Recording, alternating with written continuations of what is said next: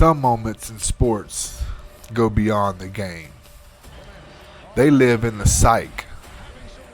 They become warnings, not just to the players involved, but to everyone watching. What Gary Payton did wasn't just trash talk. It wasn't just a tap on the shoulder. It was an invitation to war. And the moment he extended that challenge, he sealed his fate.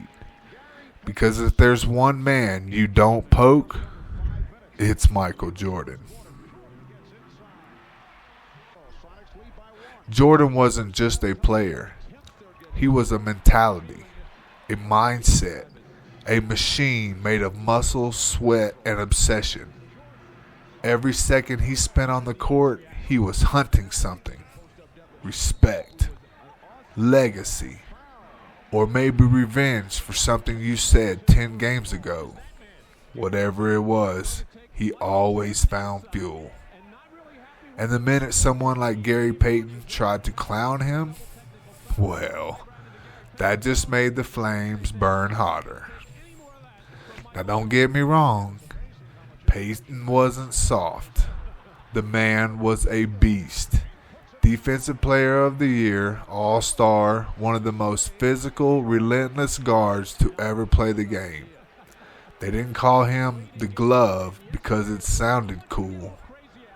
They called him that because he locked people up. He could shut down your best scorer and tell your mama about it on the same possession. He played with fire, with grit, and with no filter. But Jordan didn't need to talk.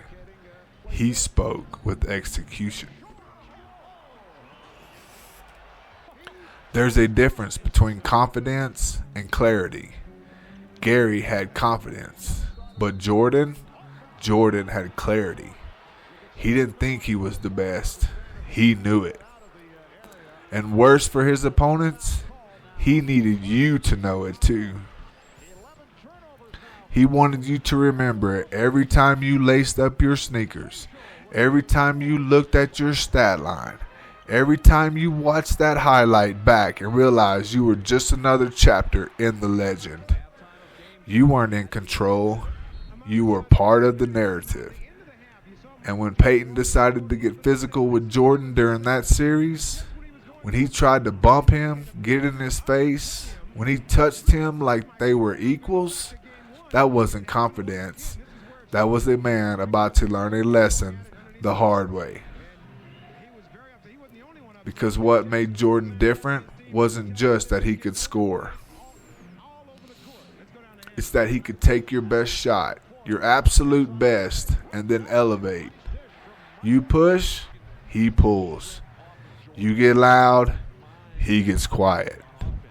You think you figured him out, he shifts into a gear you didn't even know existed.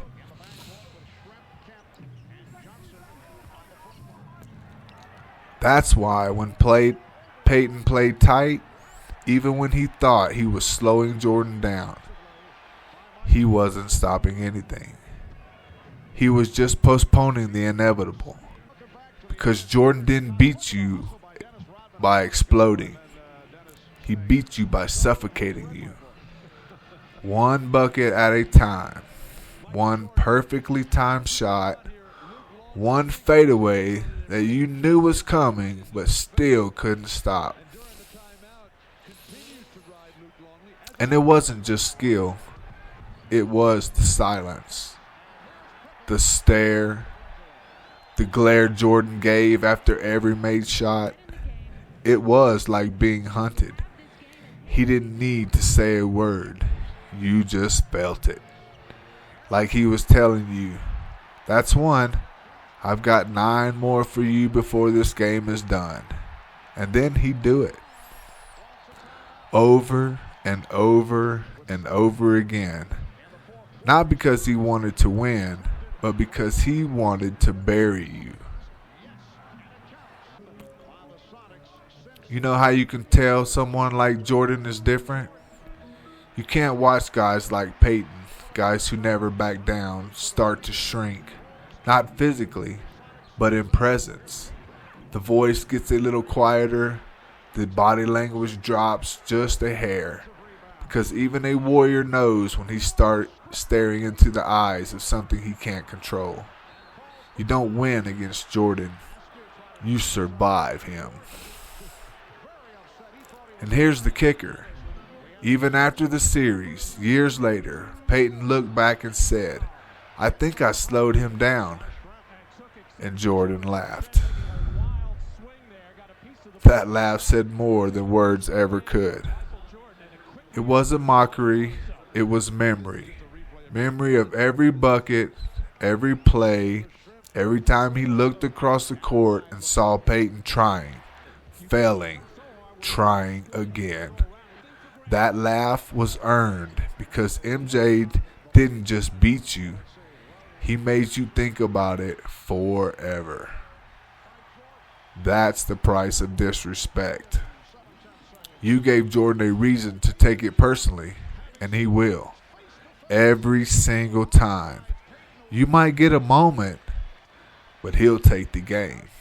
He'll take your confidence, and if you're not careful, he will take your soul.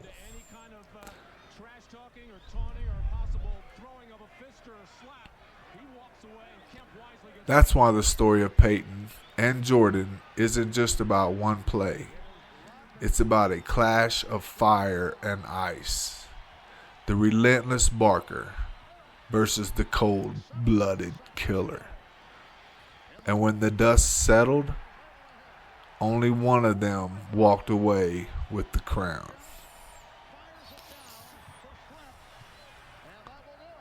So what do we take from this? You can have skill. You can have heart. You can even have the guts to go after greatness.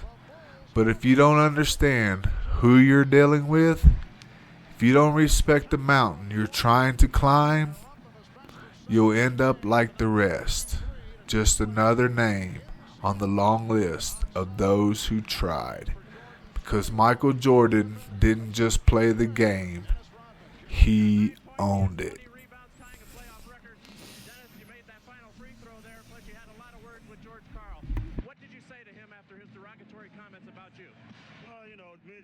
Go back a long way, and I remember a couple years ago he really wanted me to come to Seattle, and I wanted to go to Seattle and win a championship there. But it's all about mind games and head games. That's what it's all about. Have you won the mind games now? You're 2-0 in the series, but are you ahead on the mind games as well? I don't think so. I think Seattle's a great team, a great athletic team. They can get in any game and get in anybody's head. But tonight, I think that we will be on the free throw line.